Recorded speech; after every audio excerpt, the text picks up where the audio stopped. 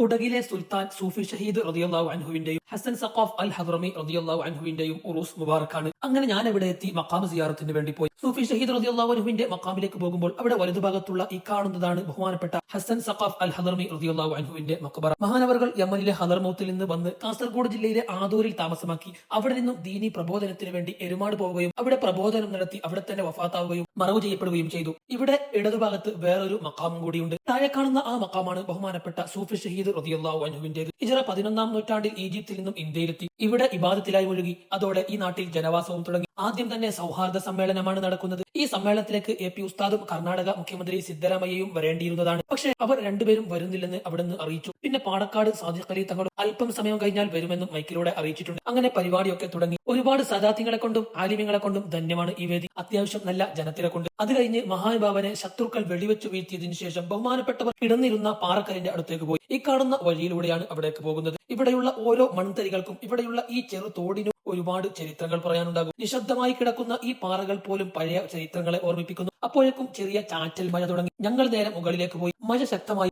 ഏകദേശം അരമണിക്കൂർ സമയം നല്ല മഴയായിരുന്നു. അപ്പോഴേക്കും ചീരണി വിതരണത്തിനുള്ള സമയമായിരിക്കുന്നു. ഞാനും കൂട്ടുകാരനും ചീരണി വിതരണം നടത്തുന്ന പാടത്തേക്ക് പോയി. ഈ തബറുക്കിന്റെ ഭക്ഷണം വാങ്ങാൻ വേണ്ടി ജനങ്ങൾ ഒഴുകിയെത്തുന്നു. കുറെ ആളുകൾ ചീരണി വാങ്ങി തിരിച്ചു വരും. ഈ പാടത്തു തന്നെയാണ് വണ്ടികളെല്ലാം പാർക്ക് ചെയ്യാനുള്ള സൗകര്യം ഒരുക്കിയിട്ടുള്ളത്. പോകുന്ന സ്ഥലങ്ങളെല്ലാം മഴ വന്ന് എല്ലാം ചളിയായിരിക്കുകയാണ്. നല്ല സെറ്റപ്പോട് കൂടെയാണ് ചീരണി വിതരണം ചെയ്യുന്നത്. 10,000-കണക്കിന് ആളുകൾ ഉണ്ടെങ്കിൽ പോലും ഒരു വിധത്തിലുള്ള തിരക്കും അവിടെ അനുഭവപ്പെടുന്നില്ല. അങ്ങനെ ചീരണി വാങ്ങി ഇവിടെ പാർക്ക് ചെയ്ത എല്ലാ വണ്ടികളും ചളിയിൽ കുടുങ്ങിയിരിക്കുകയാണ്. അപ്പോഴാണ് നാട്ടുകാരും ഉറൂസിന് വന്നവരുടെയും ഇടപെടൽ കുടുങ്ങിയ എല്ലാ വണ്ടികളെയും തള്ളി നീക്കാൻ സഹായിക്കുന്നു. ഈ നാട്ടുകാരുടെ ഈ ഒരു സേവനം പ്രശംസനീയമാണ്. എരുമാട് മഹാന്മാരുടെ അന്ത്യവിശ്രമ സ്ഥാനത്ത് വർഷം തോറും നടക്കുന്ന ഉറൂസിൽ വിശ്വാസികളെ സ്വീകരിക്കാൻ നെറ്റിയിൽ പൊട്ടുതൊട്ട ഹൈന്ദവനും തലപ്പാവും തൊപ്പിയും അണഞ്ഞ മുസ്ലിങ്ങളും ഒരേ മനസ്സോടെ എത്തും. ജാതി മത അതിർവരമ്പില്ലാതെ സൂഫി വര്യന്റെ അന്ത്യവിശ്രമ സ്ഥാനം മതസൗഹാർദ്ദത്തിന്റെ ഇടമായി പരിലസിക്കുന്നു.